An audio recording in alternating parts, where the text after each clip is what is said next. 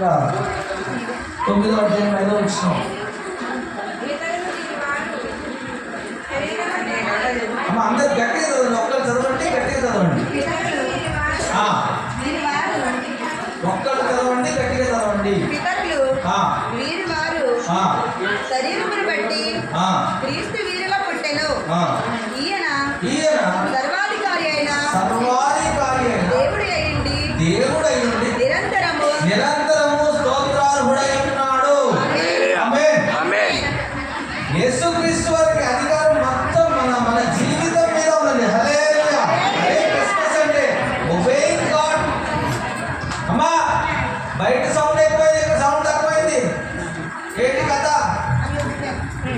కథ నడుస్తుందా?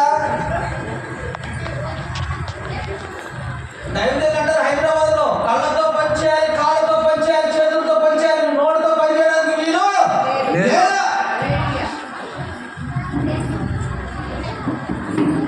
క్రిస్మస్ ఈ సమాజానికి ఏం నేర్పిస్తుందంటే భోజనాల పండుగ. హల్లెలూయా. స్టార్ పండుగ, చెట్టు పండుగ, అన్ని పండుగలే. క్రీస్తు ఎక్కడ? Where is Christ? క్రిస్టియన్ సర్వాధికారం ఇచ్చారండి. ఈరోజు సెల్ ఫోన్ వాడి మీద సర్వాధికారం తీసేసుకుని చెప్పడం కూడా మాత్రం సర్వాధికారం ఇచ్చేసేవాడి సెల్ ఫోన్.